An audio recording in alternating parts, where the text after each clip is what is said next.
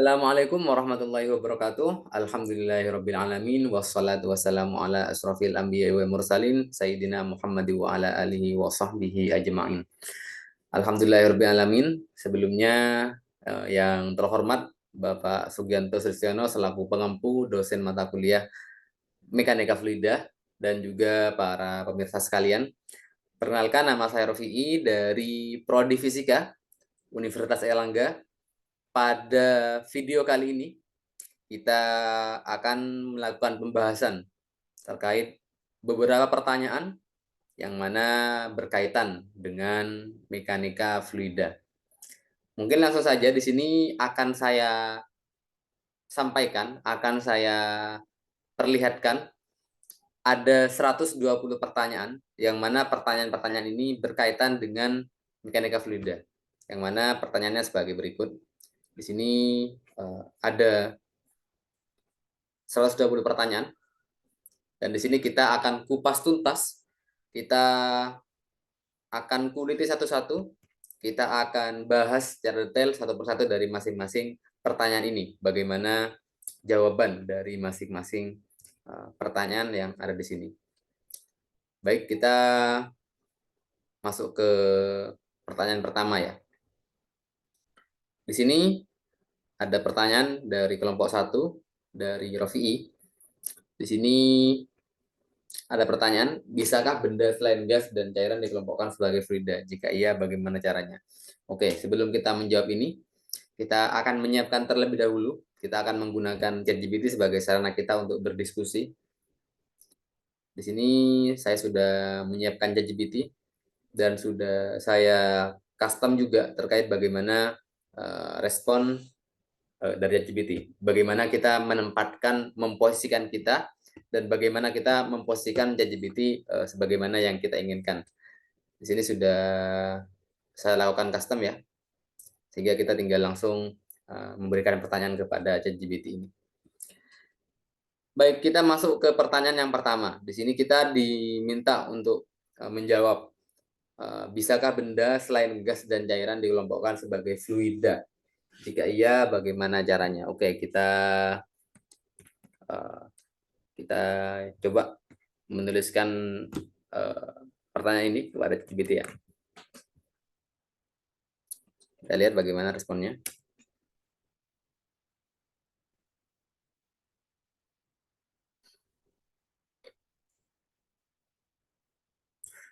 Oke, di sini ChatGPT menjawab bahwa sesuatu yang dianggap sebagai fluida itu merupakan zat yang dapat mengalir dan menyesuaikan bentuknya ketika diberi wadah. Namun definisi ini dapat diperluas untuk mencakup jenis-jenis bahan lainnya. Oke. Nah, di sini ada beberapa bahan yang disebutkan ChatGPT. Ada plasma, ada materi koloid, ada gel dan bahan granular dan semacamnya ya. Oke. Oke, kita coba teliti satu-satu ya. Di sini yang pertama ada plasma. Plasma ini adalah fase materi yang terdiri partikel bermuatan. Oke. Di sini kalau kita bisa lihat ya, elektron maupun ion ternyata dia tergolong sebagai plasma, dan di sini ChatGPT merespon ternyata plasma itu dia bisa dianggap sebagai fluida. Oke, mungkin lebih tepat kita spesifikkan ya. Dari sebagaimana kita tahu mungkin ya bahwa wujud benda yang dikatakan sebagai fluida itu ya gas dan cair. Mungkin di sini apakah ada wujud benda lain yang mana sebagaimana benda padat dia tidak dikelompokkan sebagai fluida, tapi bagaimana dengan benda-benda yang lain gitu. Oke. Di sini oke. Dari 4 ini ChatGPT menyimpulkan bahwa contoh yang paling umum dari fluida itu adalah gas. Nah, di sini apakah hanya itu? Itu yang akan kita coba kuliti di sini. Oke, mungkin kita coba bahas dari wujud benda ya. Dari benda yang mungkin ada. Oke.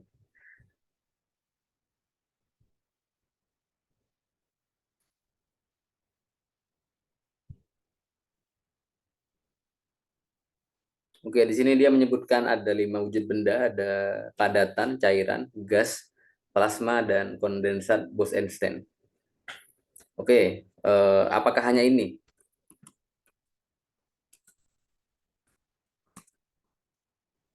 Atau ada lagi? Kita coba cari tahu ya.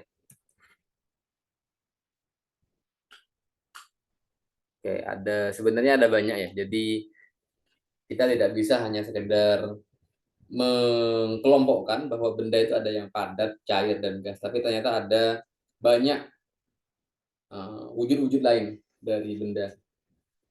Oke, sekarang kita tanyakan, dari semua itu mana yang dia merupakan fluida?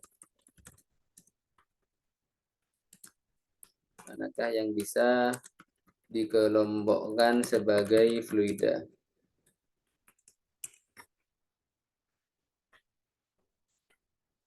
Ya, yang pasti di sini cairan, gas, plasma pun ya. Di sini juga bisa dikelompokkan sebagai fluida dan kondensat Bose-Einstein. Baik, di sini kita kembali ke pertanyaannya ya. Bisakah benda selain gas dan cairan dikelompokkan sebagai fluida? Nah, ternyata bisa. Jadi tidak hanya cairan dan gas, tapi juga ada yang lain. Di sini kita mendapatkan bahwa plasma dan kondensat Bose-Einstein juga eh, dia dikelompokkan sebagai fluida. Oke, kita masuk ke pertanyaan. Oke, di sini masih ada ya. Jika iya, bagaimana caranya? Bagaimana cara agar suatu wujud benda bisa disebut sebagai fluida? Atau di sini berarti apa alasan keempat poin tersebut disebut sebagai fluida?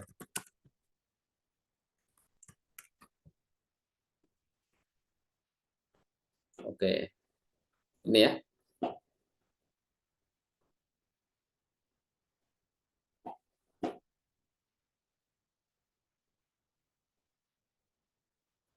Kalau kita kembali ke pertanyaannya, bisakah benda, oke ini tak tebel ya. Bisakah benda selain gas dan cairan dikelompokkan sebagai fluida? Jika iya, bagaimana caranya? Oke, ternyata jawabannya bisa. Bisa. Ada uh, beberapa wujud lain yang bisa dikelompokkan sebagai fluida. Misalnya, tadi ada plasma ya, dan kondensat Bose-Einstein. Nah, selanjutnya bagaimana cara agar suatu wujud kita bisa katakan sebagai fluida? Nah, di sini ada ini ya, ada beberapa poin. Ada 3 poin ya. Dia mampu untuk mengalir, bentuk tidak tetap, dan tidak memiliki volume yang tetap. Nah, alasan keempat poin tadi dikatakan sebagai fluida di sini ya untuk cairan, gas, plasma, dan kondensat presenter kurang lebih seperti ini. Yang pada intinya di sini ternyata keempat wujud ini memenuhi ketiga kriteria dasar dari suatu fluida. Jadi di sini kita tidak bisa mengkotakkan fluida itu hanya sebatas cairan dan gas. Oke, seperti itu. Ini kita coba copy ya.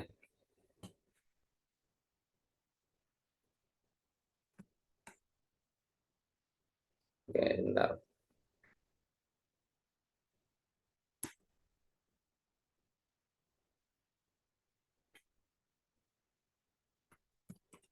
Oke. Selanjutnya kita masuk ke pertanyaan nomor 2. Jika sesuatu yang mengalir kita sebut sebagai fluida, bisakah mekanika fluida menjelaskan ada elektron dalam kawat atau oke, di sini menarik nih. Pada saat tadi kita berbicara tentang wujud benda, tadi ada plasma, kondensat Bose-Einstein. Nah, bagaimana dengan partikel-partikel seperti elektron atau mungkin foton? Bagaimana proses mengalirnya? Apakah itu juga kita bisa jelaskan dengan prinsip mekanika fluida? Oke, kita coba tanyakan ke ChatGPT ya.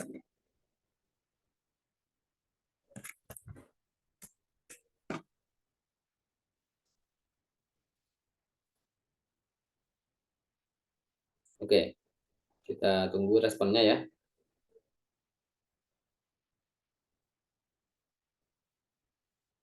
Nah, mekanika fluida di sini mempelajari perilaku aliran fluida, termasuk cairan maupun gas. Dan di sini ada tekanan, kecepatan, viskositas, dan semacamnya. Meskipun mekanika fluida secara khusus berkaitan dengan fluida, tapi konsepnya dapat digunakan untuk menjelaskan fenomena aliran. Selain oke. Di sini standing point-nya mekanika fluida nggak cuma digunakan untuk pelajari gas maupun cairan, tapi semua yang mengalir kita bisa pelajari dengan mekanika fluida. Oke, apakah elektron juga? Kita lihat di sini ya. Meskipun elektron bukan partikel dalam arti tradisional seperti molekul dalam fluida, tapi prinsip mekanika fluida dapat digunakan untuk di sini kita bisa dapatkan bahwa sederhananya bisa jawabannya. Sebagai contoh di sini ada hukum Ohm yang dia menggambarkan hubungan arus, tegangan, dan hambatan dari suatu kawat. Dan ternyata kalau kita bandingkan ini, berdasarkan ini katanya hukum Ohm ini dia mirip dengan hukum Poiseuille dalam mekanika fluida yang menggambarkan hubungan laju, perbedaan tekanan, dan hambatan. Oke, ini menarik ya. Kita coba bahas ya. Bagaimana kesamaan dari hukum Ohm dan hukum Poiseuille. Oke, kita coba lihat ya. Oke, di sini kita mendapatkan yang pertama, ada hubungan antara laju aliran dan perbedaan potensial. Kalau di hukum Ohm kita mendapatkan hubungan bahwa phase banding dengan I di sini. Sedangkan di hukum Poiseuille di sini terdapat bahwa Q itu berbanding dengan perbedaan tekanan. Oke, jadi di sini sebenarnya bisa kita katakan bahwa elektron juga bisa kita analisis dengan mekanika fluida. Jadi kita menganalogikan dengan cara apa? Dengan cara kita menganalogikan elektron sebagai fluida. Di sini juga ada faktor resistansi ya. Dan ada hubungan geometri. Oke. Kita lanjut selanjutnya untuk cahaya. Nah, meskipun cahaya tidak memiliki massa dan tidak dapat didefinisikan sebagai fluida. Oke, jadi sini ada penekanan ya bahwa cahaya itu tidak dikelompokkan sebagai fluida. Nah, tapi pertanyaannya di sini apakah cahaya itu dia bisa kita analisis dengan menggunakan mekanika fluida? Kita coba lihat di sini.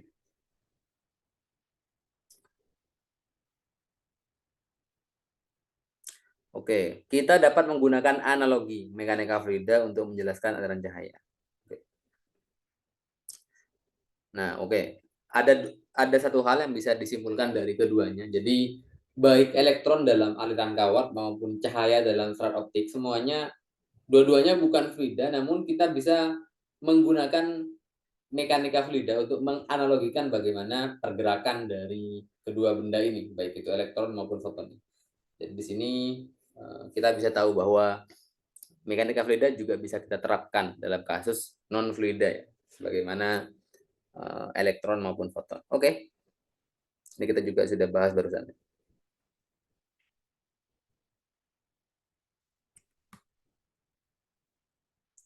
Oke, sebentar.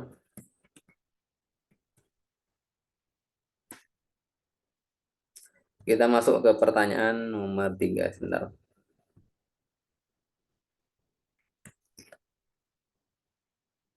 Sampai skala seberapa kecil atau besar mekanika fluida bisa digunakan untuk menjelaskan sebuah fenomena. Oke, di sini kita berbicara batasannya. Sebagaimana ada hukum-hukum fisika yang mungkin tidak bisa kita jelaskan dalam batas tertentu. Bagaimana mekanika klasik tidak bisa kita gunakan ya untuk membahas partikel yang sifatnya kuantum. Nah, di sini apakah seperti itu juga? Apakah mekanika fluida ini juga ada batasan terkait ukuran seberapa besar maupun kecil dia bisa menganalisis sesuatu? Oke, kita coba bahas ya. Kita coba tanyakan di sini.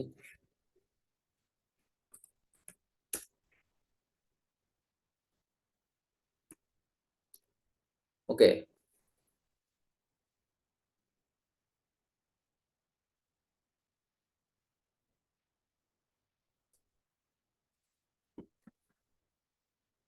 Kalau kita lihat di sini, eh, contoh skala di mana mekanika fluida dapat digunakan untuk menjelaskan fenomena. Di skala makroskopik, menengah, mikroskopik. Oke, ini nampaknya belum cukup jelas ya. Kita coba tanyakan lagi ya. Atau mungkin kita berikan kasus saja, berikan kasus. Adakah contoh kasus aliran dalam skala mikroskopik misalnya? Di sini dia bicara mikroskopik kan. Mikroskopik. Kalau ada, bisakah dijelaskan dengan mekanika fluida?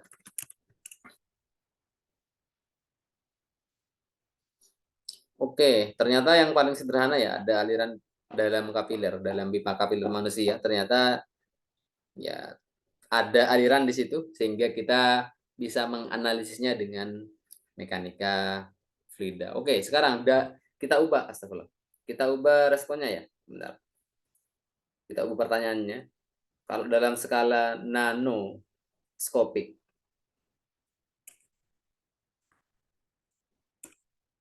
apakah juga akan ada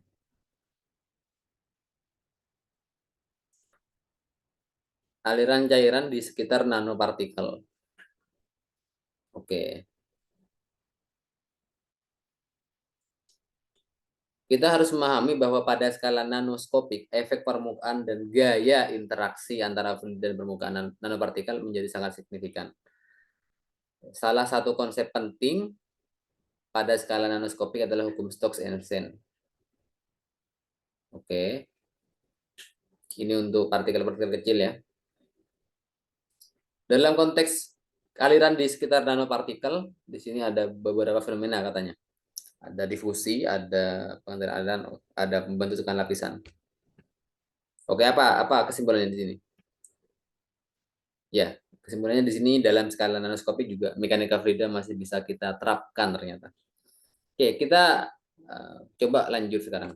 Bagaimana untuk skala lebih kecil lagi? Dalam skala atom misalkan. Dalam skala atomik, apakah juga bisa?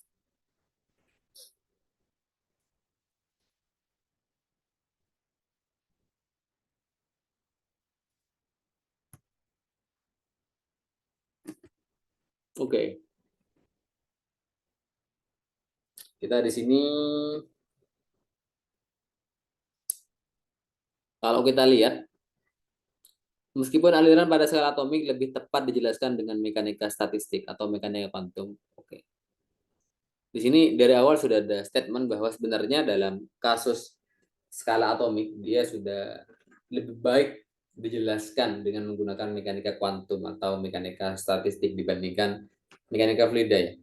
Jadi yang bisa kita simpulkan paling kecil dari mekanika fluida itu efektifnya kita membahasnya dalam skala nanoskopik ke atas. Jadi kalau sudah dalam skala atom itu sudah tidak memungkinkan. Jadi hanya dalam skala molekul ke atas lah. Kita bisa membahas sesuatu dengan menggunakan mekanika fluida. Oke, sekarang kita ubah skalanya ya. Dari skala atomik sekarang kita ubah dalam skala yang besar. Dalam skala apa misal? Dalam skala planet misalkan.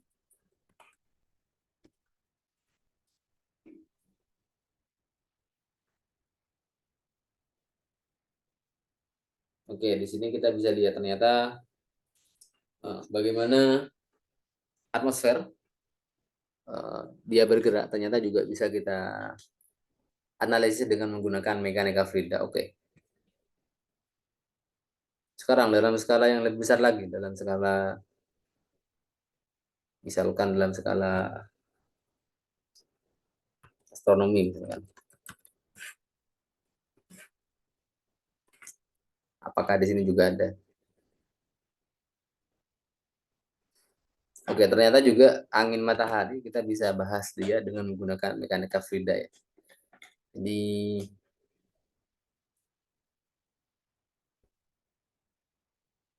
oke, kita coba sekarang ubah sekarang. dalam skala galaksi.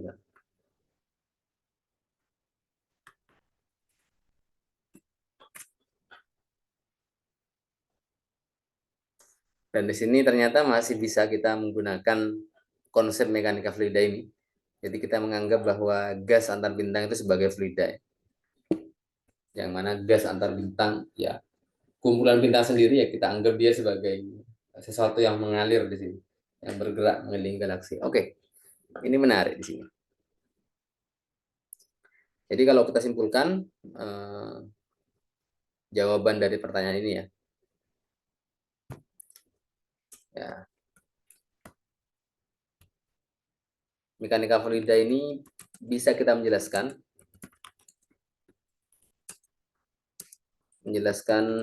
fenomena hingga mencapai skala molekul. Dan untuk di skala atomik kita sudah lebih disarankan untuk menggunakan mekanika kuantum. Dan dalam skala besar ya, kita juga ternyata gak ada batasan di sini.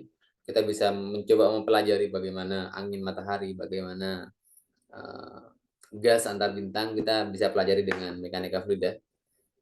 Oke, di sini sudah terjawab 3 soal dari Rofi. Sekarang lanjut ke soal berikutnya dari Muhammad Surya Putra. Di sini ada 3 pertanyaan. Kita bahas satu-satu ya. Bila pasir, oke sebentar. Bila pasir yang secara sederhana bisa mengalir dan memenuhi ruang, tidak bisa disebut sebagai fluida. Apakah elektron yang partikelnya jauh lebih kecil bahkan dari partikel air bisa dianggap sebagai fluida? Oke, ini tadi sudah dijawab ya di pertanyaan yang sebelumnya, bahwa elektron itu tidak termasuk sebagai fluida. Tapi kita bisa menggunakan mekanika fluida dalam menganalisis bagaimana fenomena aliran dari elektron. Jadi elektron itu bukan fluida, tapi mekanika fluida bisa dipakai untuk menganalogikan gerakan elektron.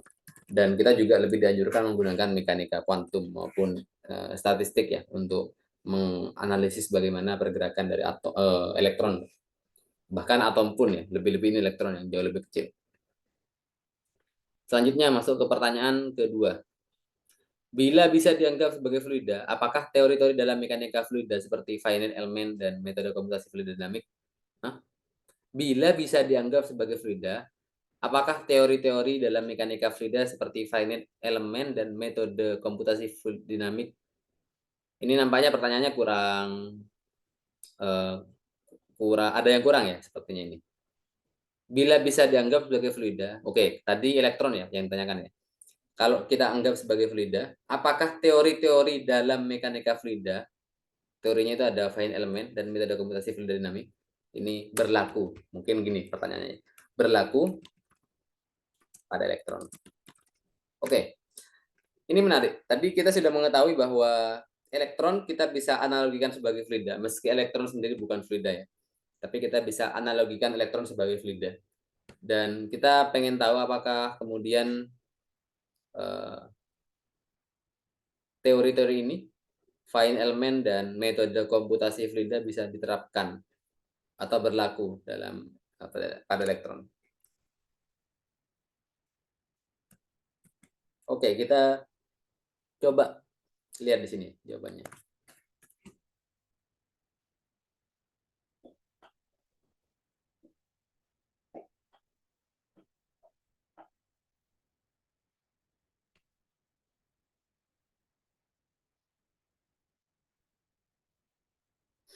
Oke, di sini ada yang menarik ya. Ada perbedaan dari bagaimana kita menerapkan metode ini. Di sini metode elemen dia didasari pada masalah mekanika yang sifatnya kontinu. Dan di sini berangkat dari asumsi bahwa fluida itu sifatnya kontinu. Yang mana di sini ada perbedaan dengan elektron, yang mana tidak selamanya kita bisa anggap sebagai sesuatu yang kontinu ya. Misalkan bagaimana energinya, yang mana dia sifatnya diskrit. Oke, selanjutnya di sini ada metode CFD. Nah, sama dengan metode sebelumnya ya. Metode apa itu namanya? Sebentar. Sama seperti find element, CFD ini juga dia berdasarkan pada kondisi kita menganggap bahwa asumsinya, kita mengasumsikan bahwa fluida itu kontinu. Sehingga di sini kesimpulannya tidak cocok kalau kita menerapkan pada elektron. Oke, ini jawabannya. Artinya dalam beberapa kasus kita bisa menganalogikan elektron sebagai fluida, kita bisa menerapkan beberapa persamaan di mekanika fluida dalam elektron, tapi dalam beberapa hal lain ternyata di sini kita mengetahui bahwa tidak selamanya bisa juga. Ada beberapa hal yang kurang pas jika kita menggunakannya untuk elektron. Sebagai contoh dua hal ini, dua teori ini, yang mana ini berangkat dari anggapan bahwa fluida itu sifatnya kontinu. Nampaknya ini tidak bisa kita gunakan secara baik untuk mempelajari elektron. Jadi kita bisa menggunakan mekanika kuantum atau yang lainnya untuk membahas terkait elektron dibanding menggunakan kedua teori ini. Meskipun tidak semuanya dari mekanika fluida tidak bisa dipakai. Jadi tetap ada dari teori-teori mekanika fluida yang bisa kita pakai untuk elektron, dan juga ada beberapa hal yang dia tidak bisa kita pakai karena berangkat dari standing point-nya yang dia sudah berbeda.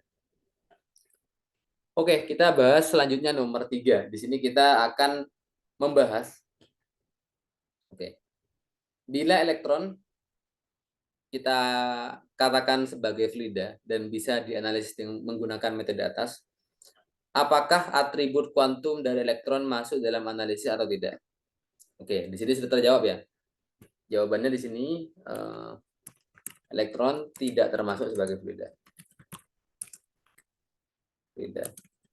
Dan metode analisis CFD dan tadi ada finite element tadi itu tidak dapat digunakan. Oke, ini sudah jelas ya. Jadi pertanyaan 2 juga sekaligus menjawab pertanyaan 3 ini. Oke, seperti itu. Kita sudah menjawab pertanyaan dari Muhammad Surya Putra. Selanjutnya kita akan bahas pertanyaan dari Siti Nur Khalifah. Di sini ada 3 pertanyaan. Yang pertama, apa peran perhitungan medan kecepatan dan tekanan dalam menganalisis aliran fluida di sekitar benda tertentu, seperti sayap pesawat atau kapal laut? Oke. Medan kecepatan dan tekanan. Oke, di sini ada 2 besaran. Kita coba tanyakan dulu ya. Apa yang dimaksud dengan medan kecepatan dan apa yang dimaksud sebagai tekanan. Medan kecepatan ini mungkin kalau saya menangkapnya laju aliran di suatu titik. Tapi kita coba tanyakan aja. Apa yang disebut sebagai medan kecepatan dalam mekanika fluida? Oke, kita coba tanyakan.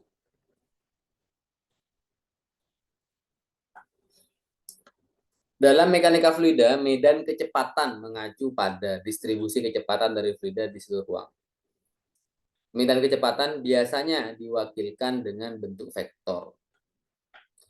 Dalam kasus aliran laminar, medan kecepatan seringkali lebih teratur. Oke. Medan kecepatan sering diwakili dengan menggunakan visualisasi grafis, seperti vektor panel dan sebagainya. Oke, jadi di sini mirip medan ya. Medan, tapi medan aliran kecepatan, gitu aja sebenarnya. Oke, ini menarik. Kita langsung aja masuk ke pertanyaannya. Apa peran perhitungan medan kecepatan dan tekanan? Ya, kalau di sini saya boleh menebak ya, pasti besar perannya. Karena sebagai contoh ya, pada sayap pesawat, itu kan bagaimana dia bisa terangkat, maka tekanan pada daerah bagian atas itu pasti harus lebih besar dibanding tekanan daerah bagian bawah. Sehingga di situ kita perlu menganalisis. Dan ada hubungan antara tekanan dengan kecepatan.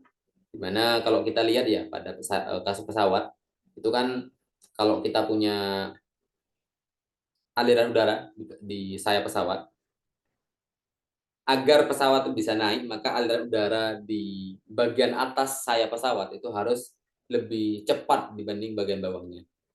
Apa konsekuensinya? Kalau kecepatan bagian atas lebih besar, maka tekanan bagian atas bakal lebih kecil. Kalau tekanan bagian atas lebih kecil, maka sayap pesawat akan terangkat naik. Nah, itu tebakan dari saya, tapi kita coba tanyakan ke ChatGPT ya. Oke.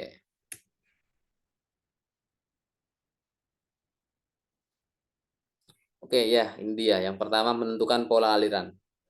Jadi kalau kita mengetahui bagaimana kecepatan dan tekanan dari masing-masing daerah, kita bisa tahu bagaimana pola aliran dan juga kita bisa mendeteksi beberapa efek aerodinamis pada pada sayap pesawat misalkan atau pada kapal tadi.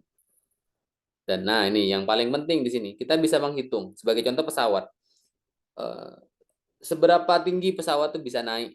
Nah itu kan ditentukan oleh bagaimana perbedaan tekanan, kemudian perbedaan kecepatan, aliran udara dan sebagainya. Dan di sini ya tentu sangat bermanfaat. Jadi ini sesuai dengan yang tadi saya bahas ya. Di sini ada banyak hal kenapa di sini kita perlu menghitung medan kecepatan dan tekanan dalam aliran fluida. Oke, di sini kita coba copy ya.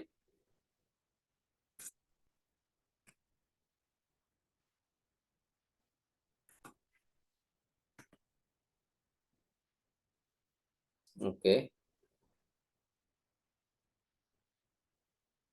kita lanjut ke soal berikutnya.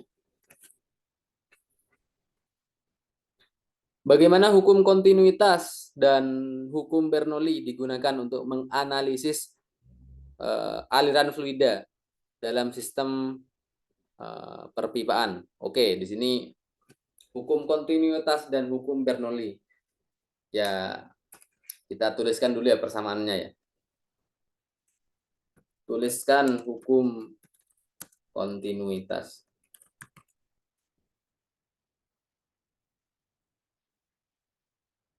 Nah, oke.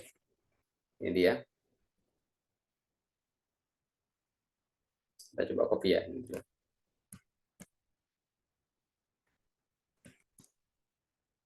Wah, kok rusak.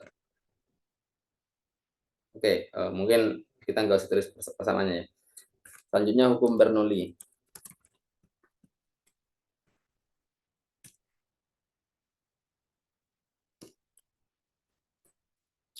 Oke, di sini kita bisa lihat bahwa dari dua persamaan ini ada satu hal yang kita bisa garis bawahi bahwa ada besaran yang berhubungan dengan masing-masing hukum di sini. Sebagai contoh hukum Bernoulli di sini kita bisa mendapatkan hubungan antara kecepatan, kemudian ketinggian dan kecepatan aliran fluida. Itu kita tekanan, kecepatan dan ketinggian itu kita bisa dapatkan hubungan untuk masing-masing titik pada aliran perpipaan dari hukum Bernoulli ini. Dan di sini juga ada hubungannya selain tiga besaran yang ini tentu punya si fluida. Sekarang bagaimana dengan wadah fluida tersebut? Maka kita perlu menghitung bagaimana hubungannya. Kita bisa menggunakan persamaan kontinuitas untuk tahu bagaimana hubungan dimensi dari wadah yang diwakili dengan luas penampang di sini dan juga dengan kecepatan. Oke, seperti itu. Lalu jawabannya apa di sini? Bagaimana hukum kontinuitas dan hukum Bernoulli digunakan untuk menganalisis aliran fluida? Ya, jelas sekali di sini kita bisa mengetahui dengan menggunakan hukum. Oke, yang pertama, kontinuitas. Kita bisa mengetahui hubungan antara dimensi wadah penampang. Di sini diwakili dengan luas penampang ya.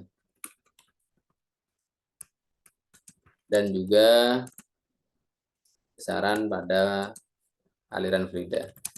Di sini adalah yang dimaksud adalah kecepatan aliran. Dan dengan menggunakan hukum Bernoulli, kalau tadi hukum kontinuitas itu hubungan antara wadah dengan fluidanya, sekarang kalau hukum Bernoulli ini lebih ke hubungan antar variabel, antar besaran pada aliran fluida. Jadi kita bisa menyatakan hubungan antar besaran pada fluida. Di sini yang dimaksud ada ketinggian, ada kecepatan alir, ada juga tekanan.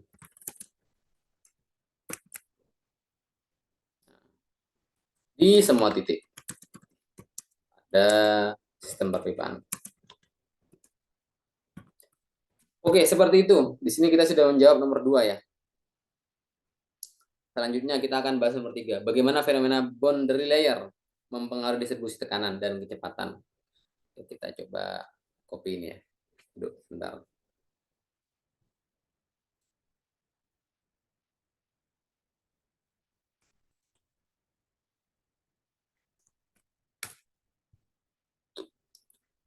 Apa boundary layer ini? Dia lapisan tipis fluida yang berada dekat permukaan. Oke, berarti di sini lapisan fluida yang bersentuhan langsung dengan permukaan. Bagaimana pengaruhnya? Oke. Di sini kita membahas bagaimana pengaruhnya kalau ada bagian dari fluida yang dekat dengan wadah, dekat dengan permukaan. Di sini ternyata ada, ya, apakah ada pengaruh? Ada ternyata. Bagaimana pengaruhnya? Di sini kita bisa dapatkan bahwa ada perbedaan distribusi tekanan dan juga ada perbedaan distribusi kecepatan. Jadi kalau makin dekat dengan wadah atau makin dekat dengan permukaan wadah ya, di sini kita bisa dapatkan bahwa ada penurunan di tekanan dan juga ada lapisan tertentu di mana dia nilainya kecepatannya 0, yang dia tepat pada batas. Nah, seperti itu ya. Jadi secara sederhana bagaimana? Oke. Maka di sini fenomena boundary layer ini akan mempengaruhi distribusi tekanan maupun kecepatan pada fluida. Apa pengaruhnya? Makin dekat dengan boundary layer, maka suatu fluida akan makin kecil tekanannya dan juga kecepatan alirnya. Bahkan tadi ada yang 0 ya untuk kondisi pas tepat berada di permukaan. Oke, seperti itu. Oke, kita masuk ke pertanyaan dari Alfi Mia Maharani. Ada 3 pertanyaan di sini. Bagaimana pengaruh interaksi antar molekul pada sifat-sifat fluida seperti viskositas dan tegangan permukaan? Bagaimana pengaruh ini dimodelkan dalam simulasi aliran? Oke, di sini kalau kita notice ya, kalau kita lihat, si Alfi ini bertanya bagaimana hubungan, apakah ada pengaruh dari interaksi antar molekul pada sifat-sifat fluida, jadi pada viskositas maupun dengan permukaan di sini. Ya, kalau kita bisa tebak ya, harusnya ada. Dan bagaimana pengaruhnya? Oke, kita coba lihat di sini. Yang pertama, kalau kita lihat terkait viskositas, bagaimana kekentalan dari suatu fluida ya. Pasti molekul yang berbeda atau interaksi antar molekul yang berbeda, dia pasti kekentalannya juga berbeda. Pasti viskositasnya berbeda. Dan begitupun tegangan permukaan. Kita bisa lihat bahwa ada fluida seperti air dan air raksa misalkan, merkuri. Itu kita bisa lihat bahwa tegangan permukaannya beda. Artinya bagaimana interaksi antara molekul antar molekul itu ternyata dia bisa mempengaruhi bagaimana sifat dari suatu fluida. Sebagai buktinya bahwa molekul yang berbeda dia dapat memiliki sifat-sifat fluida yang berbeda pula. Oke, jadi di sini secara sederhana ya, kalau kita membahas viskositas dan juga tegangan permukaan, Ini merupakan sifat yang makroskopik yang kita ukur. Dan tentu itu merupakan akumulasi dari bagaimana fenomena yang terjadi pada skala mikroskopik, yaitu bagaimana interaksi antar molekul. Jadi kalau kita bersimpulkan, sifat-sifat pada fluida, sifat-sifat pada fluida, baik viskositasnya maupun tegangan permukaannya, adalah besaran yang kita ukur secara makroskopik dan merupakan implikasi dari bagaimana interaksi dari antar molekul. Jadi seperti itu ya. Jadi memang ada pengaruhnya. Jadi interaksi yang berbeda akan mempengaruhi sifat fluida yang berbeda pula. Bagaimana contoh, bagaimana interaksi antar partikel air, bagaimana interaksi antar partikel merkuri, bagaimana interaksi antar molekul alkohol misalkan, itu berbeda. Dan karena berbeda, maka ternyata bisa mempengaruhi sifat viskositas dan tegangan permukaan yang juga akan berbeda pula. Nah, ini kalau kita ambil contoh ya, misalkan kita punya fluida yang antar molekulnya berikatan kuat, maka pasti dia memiliki tegangan permukaan yang besar. Ini berkaitan dengan gaya adhesi dan kohesi ya dari suatu fluida, partikel pada fluida. Oke, seperti itu. Dan selanjutnya di sini bagaimana pengaruh ini dimodelkan dalam simulasi aliran fluida. Oke. Kalau kita bicara aliran ya, kita tentu akan berhubungan dengan bagaimana kecepatan, bagaimana kecepatan dari suatu fluida mengalir. Dan tentu di sini kita akan melihat visualisasi yang berbeda. Jadi bagaimana pengaruhnya? Ya tentu saja pengaruhnya. Dalam simulasi aliran fluida, tentu pengaruh ini akan terlihat dari visualisasi yang berbeda. Sebagai contoh gini, sederhananya ya. Katakanlah saya punya pipa. Pipa ya bentuknya bebas terserah. Tapi yang pipa ini pertama tak aliri dengan air. Lalu selanjutnya kita aliri dengan minyak misalkan. Ya, kita bisa lihat bahwa dia beda. Kalau misalkan tak aliri dengan air mungkin lebih cepat mengalir. Tapi kalau minyak lebih lambat. Ini juga berpengaruh. Jadi tadi ya viskositas dan tegangan permukaan ini ternyata berpengaruh pada aliran fluida. Aliran fluida contohnya misalkan fluida yang viskositasnya tinggi, maka dia lebih susah untuk mengalir dibanding fluida yang viskositasnya rendah.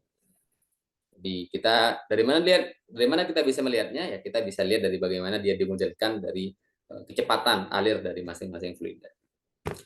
Seperti itu kita sudah menjawab pertanyaan yang pertama ya. Kita lanjut jawab pertanyaan yang kedua. Pada kondisi ekstrim seperti temperatur dan tekanan tinggi, apakah sifat-sifat fluida masih mengikuti hukum mekanika fluida klasik? Jika tidak, bagaimana mekanika fluida dimodifikasi untuk memperhitungkan kondisi ekstrim? Oke, jangan lupa ya bahwa temperatur dan tekanan kalau kita lihat itu dia juga mempengaruhi wujud dari suatu benda. Nih sebagai contoh ya. Kalau kita ingat di termodinamika ya. Sebentar. Kalau kita ingat sebentar. Kalau kita ingat di termodinamika itu misalkan sebentar. Kita bisa lihat kalau kita punya grafik antara tekanan, pressure dengan temperatur, kita akan melihat grafik seperti ini. Nah, Ini merupakan daerah untuk wilayah yang berbentuk padat. Ini daerah untuk yang berbentuk cair. Dan ini daerah untuk yang berbentuk gas. Oke, sebagai contoh air ya, air. Air itu kan kalau di bumi, di apa itu? Di bumi yang punya tekanan 1 atmosfer ya, di permukaan bumi. Kalau suhunya di bawah nol, dia eh, bentuknya padat. Tapi kalau suhunya dinaikkan, dia menjadi cair. Dinaikkan, dia menjadi gas. Jadi dari es menjadi air, menjadi uap air. Tapi air kalau kita letakkan di daerah yang tekanannya rendah, dia bisa langsung berubah jadi padat menjadi gas. Di sini yang tak tekankan bahwasanya tekanan dan suhu itu punya pengaruh besar terhadap wujud dari benda.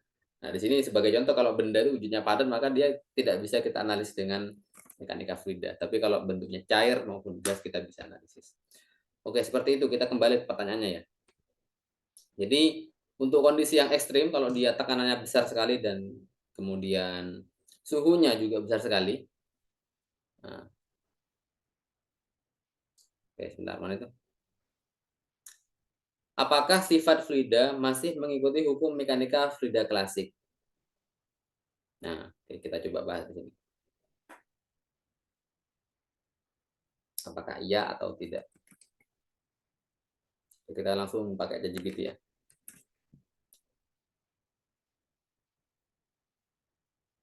Oke, ini jawabannya ya. Jadi tidak selamanya, tidak kemudian di semua kondisi suatu benda bisa kita analisis dengan mekanika fluida ya. Jadi untuk kondisi yang sangat ekstrim mungkin sifat-sifat fluida ini bakal ada banyak perubahan. Oke. Jadi apa jawabannya di sini? Pada kondisi ekstrim seperti temperaturan tinggi, apakah sifat fluida masih mengikuti hukum mekanika fluida klasik? Oke, jawabannya ya belum tentu. Bisa iya, bisa tidak. Tergantung seberapa ekstrim yang dimaksud dan bahkan mungkin benda apa dia juga berpengaruh. Oke, seperti itu. Dan jika tidak, bagaimana mekanika fluida dimodifikasi untuk memperhitungkan kondisi ekstrim ini? Oke. Nah, ini ya, ini kebetulan lanjutannya nih. Beberapa faktor yang perlu dipertimbangkan. Jadi ada 4 faktor di sini, ada faktor efek kinetik, efek thermal, efek kompresibilitas, dan keterkaitan dengan fisika kuantum. Ini 4 hal ini perlu kita perhitungkan untuk memodifikasi bagaimana mekanika fluida agar bisa diterapkan dalam kasus ekstrim. Sebagai contoh tadi tekanan dan suhu yang tinggi.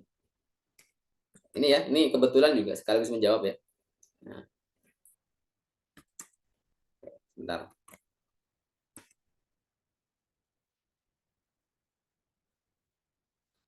Jadi ini nomor 2 sudah terjawab ya. Kita lanjut ke nomor 3 di sini. Bagaimana faktor-faktor seperti geometri saluran, kecepatan aliran, dan viskositas fluida mempengaruhi jenis aliran yang terjadi?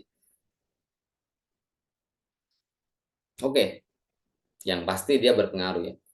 Jadi bagaimana aliran itu dikatakan sebagai laminar, kemudian turbulen. Dia sangat bergantung dari bagaimana geometri dan saluran. Oke, tapi kita coba lihat jawaban dari ChatGPT ya.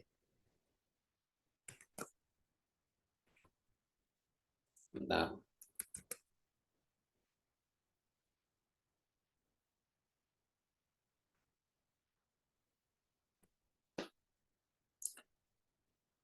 Oke, seperti tadi dibilang bahwa kalau kita lihat geometri saluran, maka pasti bagaimana bentuk dari saluran, bagaimana bentuk dari pipa aliran, bagaimana bentuk dari wadah fluida itu berada, pasti berpengaruh. Sebagai contoh kalau bentuknya acak ya pasti dia sangat sangat besar peluangnya untuk menghasilkan aliran yang sifatnya turbulen. Tapi kalau alirannya datar, halus, dia kemungkinan bisa menghasilkan fluida yang alirannya bersifat laminar. Pun kecepatan ya, kecepatan tinggi. Kemudian misalkan katakanlah dalam suatu pipa aliran ada gangguan misalkan, gangguan kecil. Tapi kalau alirannya kecil mungkin tidak sebegitu terbentuk aliran turbulen. Tapi kalau kecepatannya besar maka akan sangat mudah dia terjadi turbulensi. Jadi di sini kecepatan alir juga sangat berpengaruh. Begitupun viskositas, karena viskositasnya mempengaruhi bagaimana kecepatan aliran, bagaimana suatu aliran terikat dengan aliran yang lain. Sehingga di sini ada pengaruh pastinya. Oke, selanjutnya. Bagaimana transisi dari aliran laminar ke turbulen dan juga sebaliknya. Oke, kita bahas ini ya. Dari transisi dari laminar ke turbulen dulu.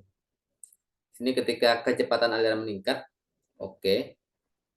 Jadi kalau kita punya kecepatan yang dia berubah meningkat hingga mencapai atau melebihi titik bilangan Reynolds kritis, di sini aliran laminar menjadi tidak stabil dan akhirnya berubah menjadi turbulen. Oke, jadi kalau kecepatan aliran dia berubah meningkat hingga mencapai bilangan Reynolds, dia bisa terbentuk aliran turbulen. Dan sebaliknya, kalau di sini kecepatannya menurun, oke, kita lihat di sini. Di sini ternyata kalau ada dua faktor. Kalau kecepatannya naik, maka dia bisa berubah jadi dari laminar menjadi turbulen. Pun kalau kecepatannya turun, sebaliknya. Dia bisa berubah dari turbulen menjadi laminar. Dan selanjutnya terkait viskositas. Kalau viskositasnya dinaikkan, maka dia bisa lebih laminar. Dan sebaliknya kalau dia viskositasnya kita turunkan, maka ada kemungkinan fluida itu menjadi lebih turbulen. Seperti itu. Ini sudah menjawab ya. Copy dulu.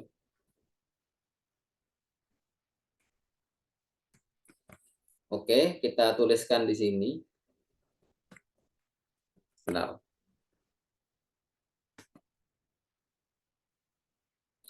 Selanjutnya kita bahas soal nomor 5. Dari Anissa Fitri, ada 3 pertanyaan. Bagaimana pengaruh massa jenis terhadap perilaku aliran dalam mekanika fluida? Oke, jelas ya. Kita bisa tahu tadi massa jenis berpengaruh. Tadi kita bisa lihat. Oke, sebentar. Ini bisa dilihat pada hukum Bernoulli ya. Di sana kita bisa dapat bahwa massa jenis itu berpengaruh. Bahwa massa jenis dia bisa mempengaruhi. Kalau gitu ada apa aja? Di hukum Bernoulli selain rho ada apa aja? Kan ada V, ada kecepatan ya. Ada tekanan, ada ketinggian. Jadi massa jenis bisa mempengaruhi besaran lain. Ada persamaan hukum Bernoulli. Sesimpel itu, panjangnya tadi ya. Semua besaran tadi kita bisa analisis, kita bisa, atau besaran tadi bisa merasakan dampak dari bagaimana massa jenis dari satu fluida. Oke, selanjutnya apa peran viskositas dalam menentukan jenis aliran fluida dan bagaimana dampaknya? Oke, tadi kita sudah bahas, ini mirip dengan soalnya tadi, soalnya si siapa tadi? Siapa tadi? Alfi Mia Maharani tadi yang nanya. Jadi simpelnya ya, kalau viskositas naik, maka fluida cenderung lebih laminar, dan sebaliknya kalau viskositas turun, fluida cenderung lebih menurun. Jadi kalau dia itu nggak kental kan dia sangat cepat geraknya kan, sehingga dia bisa menyebabkan aliran turbulensi. Ya kita lihat aja bagaimana kalau aliran air, misalkan kita membuka pet itu kan turbulen sekali, itu sangat acak. Beda dengan kalau kita menumpahkan madu misalkan, itu kan sangat lambat dan juga alirannya aliran yang laminar. Oke, nomor 3 di sini, jelaskan perbedaan antara aliran laminar dan turbulen, serta situasi atau kondisi apa yang dapat menyebabkan transisi antara keduanya. Oke, jadi di sini untuk pertanyaan pertama, Tentu laminar itu dia antar, kalau kita tadi bicara medan kecepatan ya, kita bicara medan kecepatan, dia tidak ada persilangan antar medan kecepatan. Itu kalau dia laminar. Tapi kalau turbulen dia ada. Atau nih kalau kita coba tanyakan ke ChatGPT ya, lebih jelasnya ya.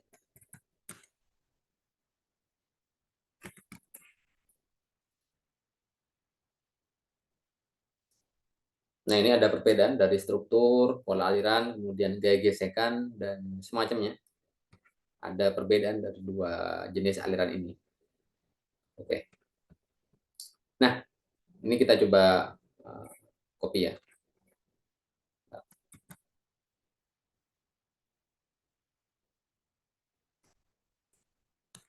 Aduh, kita coba sebentar. Oke, ini ya. Dan kemudian untuk situasi kondisi menyebabkan transisi ya sama kayak tadi, sama kayak ini. Sama kayak ini. Kita copy saja di sini. Kita sudah menjawab tadi ya. Kalau dari laminar ke turbulen itu bisa terjadi kalau kecepatannya menurun atau viskositasnya naik. Dan dari turbulen ke laminar itu bisa terjadi kalau kecepatannya menurun dan viskositasnya naik. Seperti itu.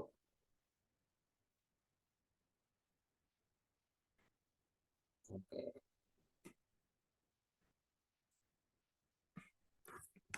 Kita tulis di sini.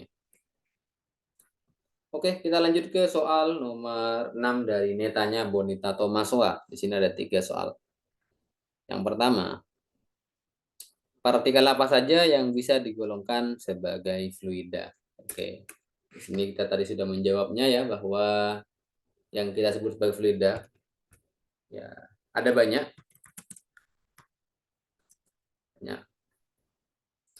wujud benda yang bisa disebut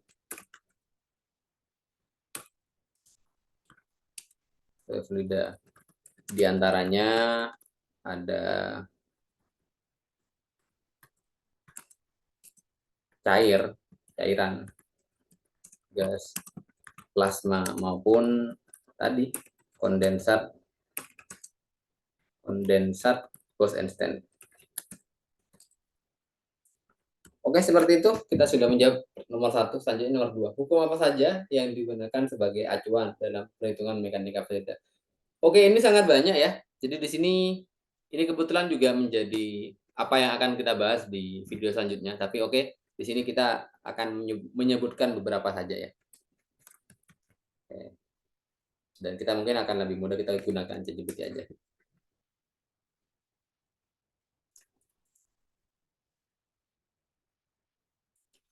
Oke, ini ada beberapa hukum.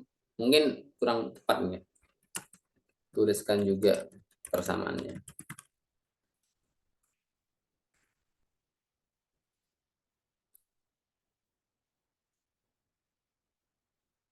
Ini ya, hukum kontinuitas, kemudian ada hukum Bernoulli dan semacamnya. Ini ada juga hukum Newton ya. Hukum Newton juga kita masih bisa pakai di sini. Oke, seperti itu. Selanjutnya ada hukum kekalahan energi. Kita bisa menggunakan hukum ini. Kemudian apa lagi di sini? Sebentar. Oke. Ya, ada banyak ya. Di sini salah satu 4 diantaranya itu ini. Kita coba copy ya. Bentar. Oke. Kita copy di sini. Nah, ini sayangnya persamaan nggak bisa ikut copy ya, tapi nggak apa-apa. Oke, kita lanjut ke pertanyaan nomor 3. Apa penyebab atau faktor pembeda sehingga dalam perhitungan terdapat beberapa hukum yang berlaku? Oke, tentu tadi kalau kita lihat ya, ada hukum Bernoulli, ada hukum kontinuitas, dan semacamnya. Ya tentu karena kondisi yang digunakan beda, atau lingkup yang sedang diamati beda, atau kemudian besaran apa yang diamati beda. Di sini kita bisa katakan ya, di penyebabnya terdapat beberapa penyebabnya.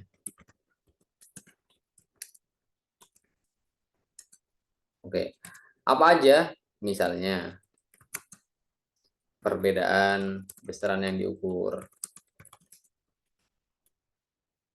Jadi kalau kita menggunakan stopwatch, kita nggak bisa mengukur panjang seperti itu. Kalau kita menggunakan voltmeter, yang kita ukur berarti bukan waktunya dan semacamnya.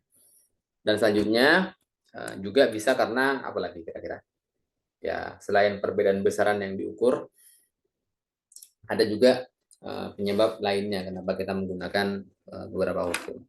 Ya, tentu karena menyesuaikan fenomena yang ada. Fenomena yang ada. Dan juga menyesuaikan di mana dan untuk apa dilakukan pengukuran. Enggak, dari pengukuran ini juga, bahkan pengukuran sendiri juga bisa macam-macam. Bisa apa ya? Bisa sebagai contoh, kita mengukur panjang, kita bisa menggunakan jangka sorong, kita bisa menggunakan penggaris dan semacamnya. Jadi ada banyak faktor seperti itu.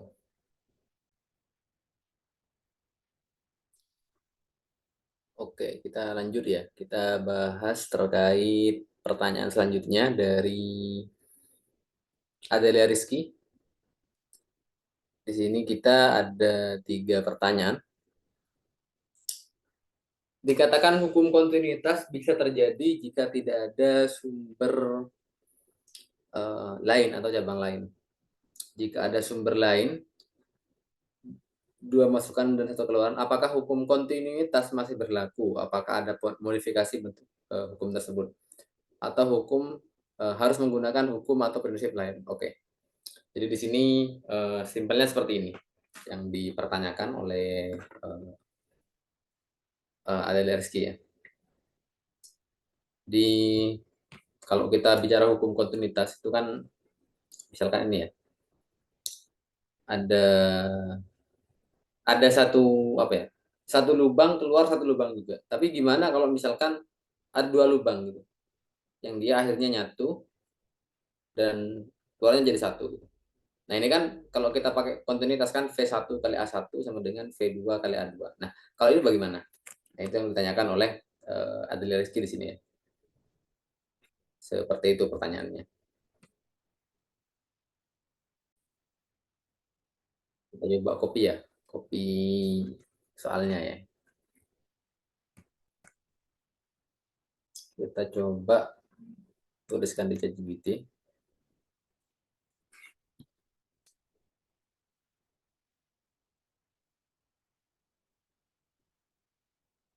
Oke, ternyata kita perlu melakukan modifikasi ya.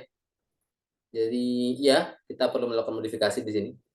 Jadi untuk misalkan ada 2 masukan dan 1 keluaran, maka kita bisa menggunakan persamaan ini.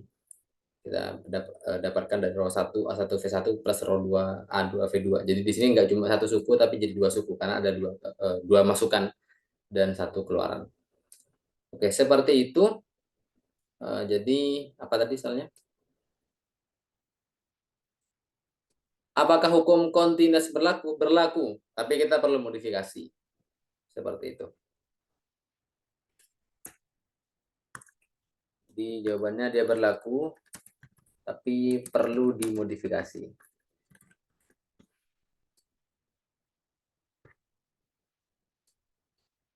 Nah, selanjutnya nomor 2. Apa perbedaan yang paling mendasar dari persamaan Euler dan Bernoulli? Dan kapan harus menggunakan persamaan Euler dan kapan harus menggunakan persamaan Bernoulli? Oke, kita coba lihat ya. Kita perlu tahu dulu sebenarnya persamaan Euler yang mana dan persamaan Bernoulli itu yang mana. Kita bisa menggunakan ChatGPT di sini. Oke.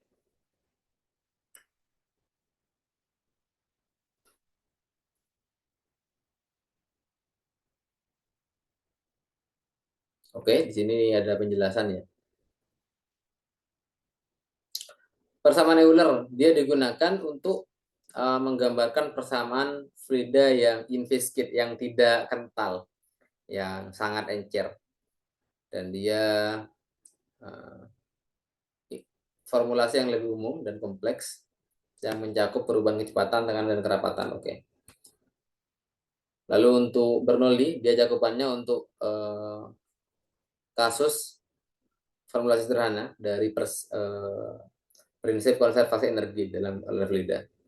Dan dia hanya berlaku untuk aliran steady state dan inviscid tanpa viskositas.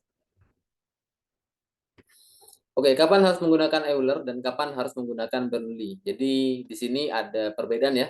Kalau persamaan Euler itu digunakan ketika viskositas itu berpengaruh signifikan. Tapi kalau kita kalau dia itu tidak terlalu signifikan pengaruhnya dari viskositas, kita menggunakan persamaan Bernoulli. Jadi tergantung bagaimana pengaruh dari viskositas, apakah dia besar ataukah enggak. Seperti itu pada intinya ya. Selanjutnya kita akan membahas soal nomor 3. Aduh, sebentar. Bentar.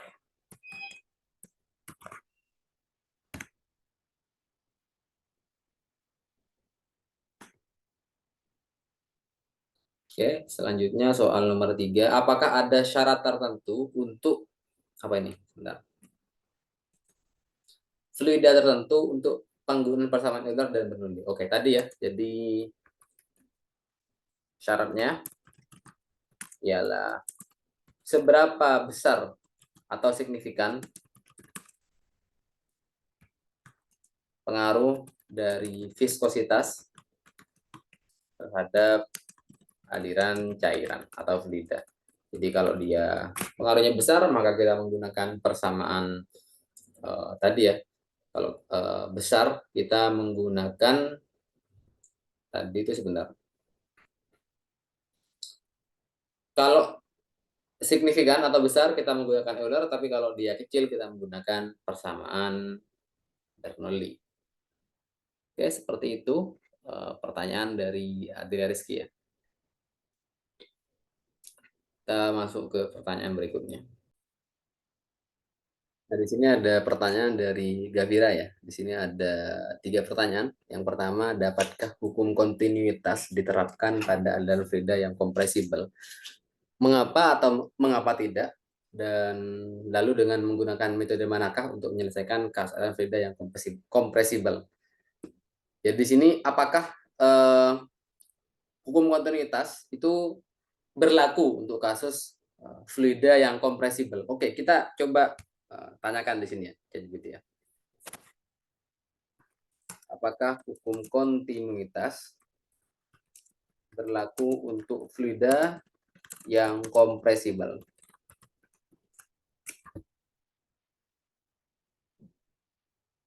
Oke, ternyata dia bisa, baik itu dia yang kompresibel maupun yang tidak. Oke, kita dapat itu ya. Jadi apakah berlaku? Iya, berlaku.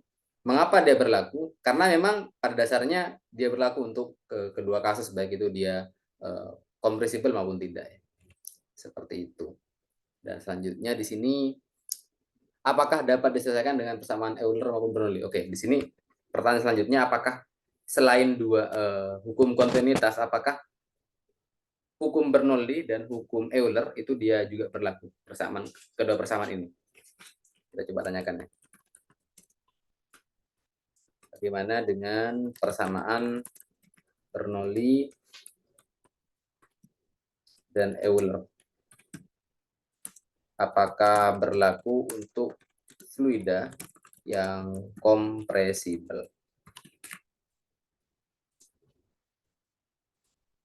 Harusnya pada saat persamaan kontinuitas ini berlaku ya, seharusnya juga berlaku. Tapi kita coba lihat ya, bagaimana respon dari ChatGPT di sini.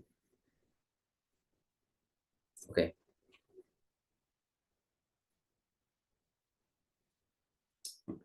Persamaan Bernoulli pada dasarnya dia berlaku untuk fluida kompresibel. Namun dalam kasus aliran fluida kompresibel, perubahan kerapatan dan energi internal dalam aliran harus diperhitungkan. Jadi di sini berlaku tetap, tapi kita perlu memodifikasi seperti itu.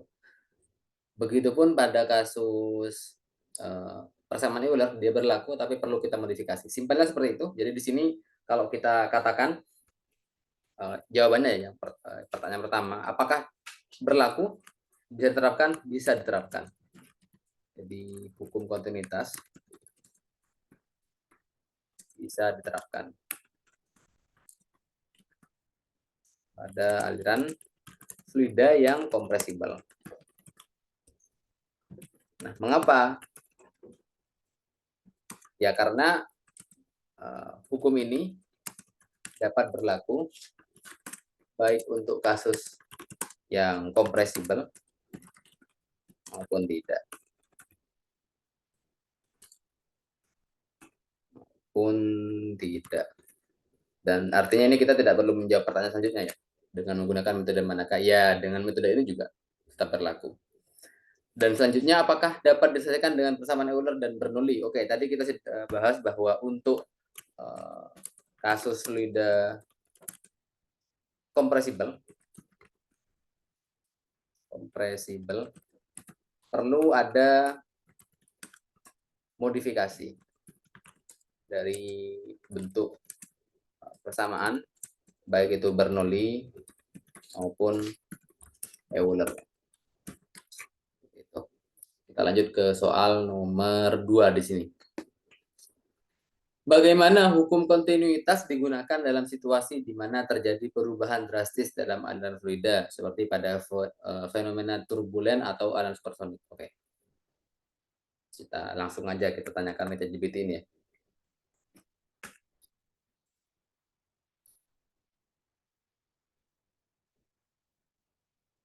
Ya.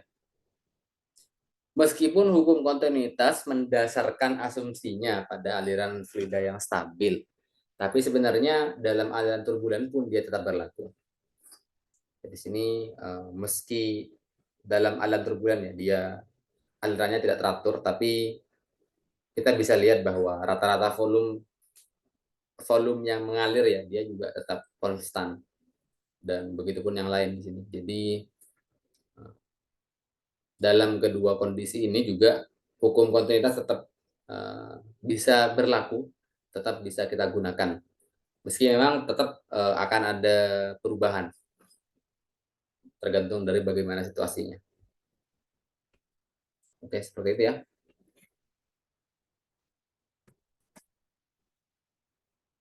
Seperti itu untuk dalam kasus ini. Bentar.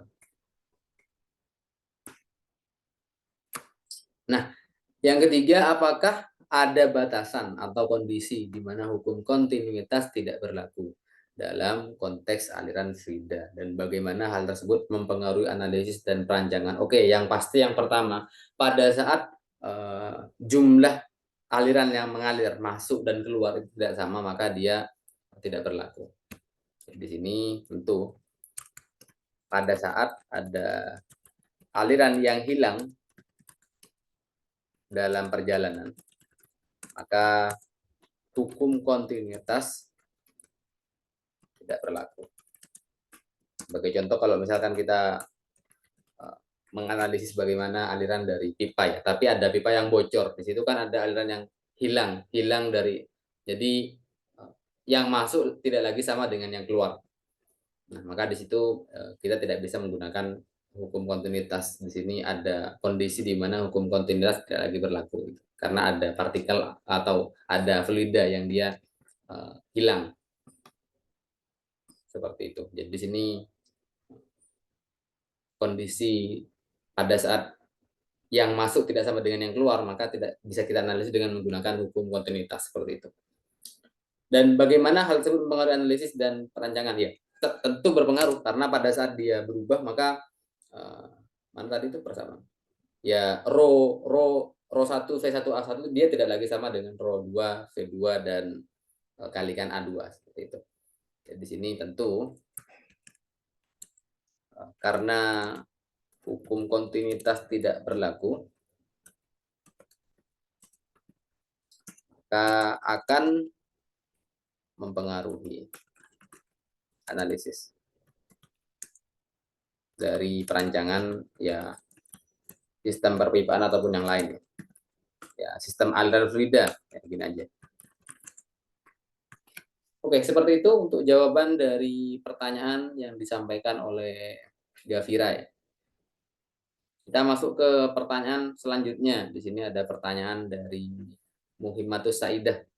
Ada 3 pertanyaan. Yang pertama, bagaimana hukum kontinuitas dapat diterapkan dalam analisis aliran fluida yang tidak terarah, seperti aliran di sekitar objek yang bergerak dalam air. Oke, kita coba apa maknanya. Ini objek ini fluida atau bukan yang dimaksud? Aliran fluida ya, oke. Seperti aliran di sekitar objek yang bergerak. Objek yang bergerak dalam air. Oke, ini mungkin yang dimaksud bagaimana kalau misalkan di pipa itu ada ikannya misalkan, kan akhirnya uh, tidak stabil. Ya, kita perlu lihat di sini ya, bagaimana. Coba kita tanyakan GPT di sini ya.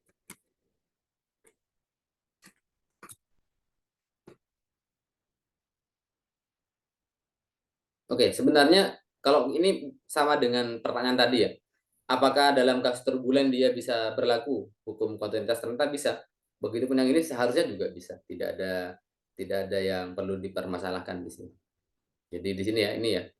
Meskipun alirannya tidak kemudian teratur, tapi di sini tetap prinsip hukum kontinuitas dia masih berlaku. Selama tidak ada partikel yang atau fluida yang tiba-tiba muncul atau tiba-tiba hilang. Kayak tadi tiba-tiba hilang kalau misalkan dalam aliran itu, dalam pipa itu dia ada bocor, maka hukum kontinuitas tidak lagi berlaku di situ. Oke, seperti itu ya. Kita tuliskan di sini jawabannya, tetap berlaku.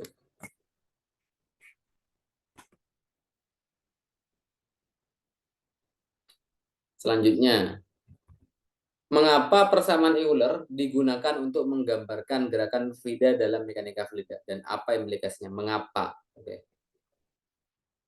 Berarti ini alasan ya, alasan persamaan Euler digunakan. Kita coba bahas di sini. Oke, sebentar.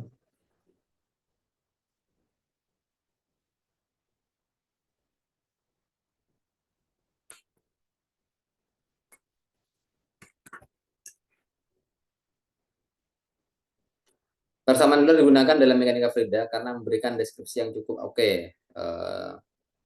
Ya, ini beberapa alasan. Pertama karena bentuknya yang sederhana, kemudian penerapannya yang bisa digunakan untuk banyak kasus dan juga cukup akurat. Tentu kalau misalkan persamaan tidak akurat, maka kita perlu mencari persamaan lain yang lebih akurat untuk diterapkan seperti itu.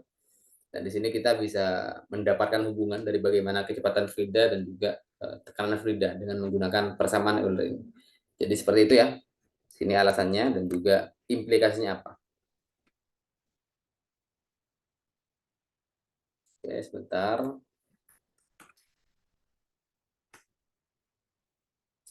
Dan yang ketiga di sini, kapan persamaan Euler dan persamaan Bernoulli digunakan? Sebentar. Secara bersama-sama dan bagaimana penggunaan dan analisis. Oke, ini sama dengan tadi ya. Tadi pertanyaan yang dari siapa tadi? Sebentar. Tadi ada yang menanyakan ini juga. Nah, ini. Jadi di sini kapan berarti digunakan pada saat apa gitu. Jadi di sini uh, kita bisa lihat ya bahwa penggunaan persamaan Bernoulli dan Euler itu tergantung dari bagaimana viskositas dari suatu fluida. Jadi kalau fluida itu dia viskositasnya tinggi, kita gunakan persamaan Euler. Sebaliknya kalau dia rendah, kita gunakan persamaan Bernoulli. Seperti itu ya. Jadi ini sebenarnya sudah terjawab tadi. Ya, sebentar. Oke, seperti itu. Kita lanjut ke persamaan pertanyaan berikutnya dari Dwi Arta Arlani Arifta. Di sini ada pertanyaan. Pertama, dalam konteks fluida non-Newtonian, bagaimana hukum kontinuitas beradaptasi dengan perubahan viskositas fluida? Oke, kita coba bahas yang pertama terkait fluida non-Newtonian. Apa itu fluida non-Newtonian? Apa itu fluida non-Newtonian? Itu ya, itu pertanyaannya. Lalu kita coba akan cari tahu bagaimana hukum kontinuitas beradaptasi dengan perubahan viskositas. Oke, ini ada beberapa pertanyaan lagi ya. Kita coba bahas satu-satu.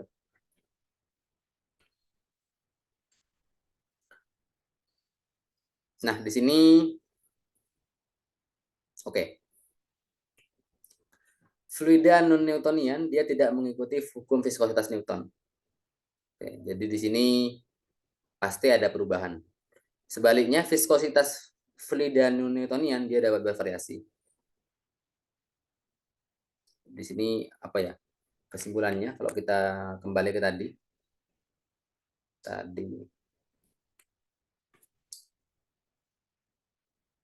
sebentar.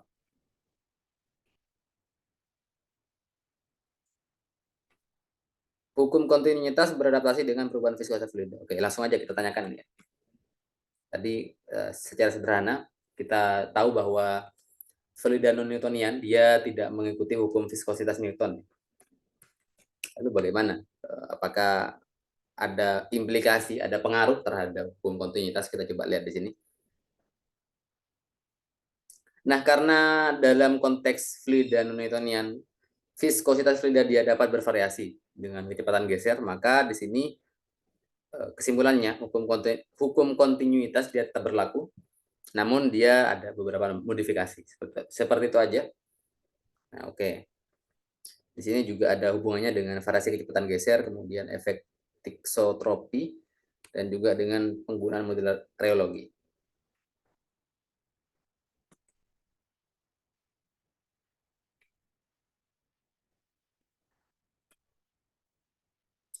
Oke, seperti itu. Nah, kita lanjutkan di sini ya, pertanyaan kedua.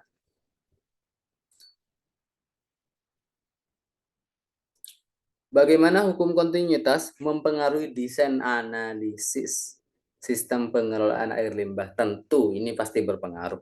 Misalkan kita ingin membuat desain sistem pengelolaan limbah, maka kita perlu membuat bagaimana desain dari pipa, aliran, dan semacamnya. Maka dengan menggunakan hukum kontinuitas, kita bisa menentukan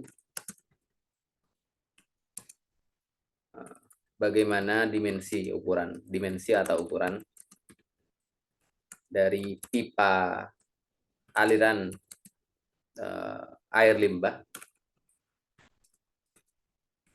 yang akan kita gunakan. Jadi kita bisa menyesuaikan bagaimana ukuran dari pipa sesuai dengan berapa kecepatan aliran air limbah yang kita inginkan. Jadi kalau kita pengen aliran dengan kecepatan tertentu, maka kita gunakan pipa dengan luasan tertentu seperti itu. Ini juga kita bisa hubungkan dengan persamaan Bernoulli ya. Misalkan kita pengen berapa tekanan dari pipa itu dan semacam itu, kita bisa lihat dengan kita bisa menggunakan berapa ukuran dari pipa yang akan kita gunakan, berapa diameternya atau mungkin berapa panjangnya. Itu kita bisa menggunakan hukum kontinuitas di sini. Dan selanjutnya pertanyaan ketiga di sini dari Miftah ya. Oh sorry, dari Duarta Mas. Bagaimana prinsip kontinuitas dapat dimanfaatkan dalam perencanaan dan implementasi radioterapi untuk meningkatkan efektivitas pengobatan dan minimas. Oke. Secara sederhana di sini kita pengen tahu hubungan antara kontinuitas dengan radioterapi. Oke. Ini kita langsung saja. Ini aplikatif ini. Kita langsung tanyakan ke ChatGPT aja.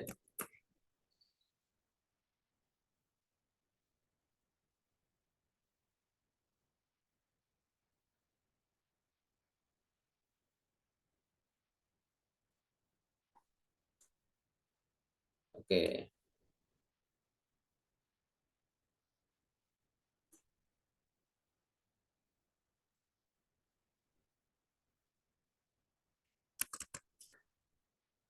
Dalam konteks radioterapi, prinsip kontinuitas dapat dimanfaatkan dalam perencanaan dan implementasi pengobatan untuk meningkatkan efektivitas. Oke, simpelnya di sini dengan menggunakan prinsip ini kita bisa melakukan perencanaan target, kita bisa menerapkan berapa dosis yang sesuai, kemudian kita bisa mempersiapkan berapa lama perawatannya, kemudian bagaimana efek samping dari masing-masing radioterapi yang kita gunakan. Nah, itu kita bisa dapatkan dia dengan menggunakan hukum kontinuitas. Jadi Apakah dia bisa berpengaruh? Ya, tentu berpengaruh. Jadi ini tetap ada efek. Kita bisa menerapkan prinsip ini pada kasus radioterapi di sini. Seperti itu. Nah, mungkin untuk sementara kita pembahasannya sudah sampai di sini dulu. Kita akan melanjutkan pembahasan dari soal-soal berikutnya pada video setelah ini. Nah, baik, terima kasih. Wassalamualaikum warahmatullahi wabarakatuh.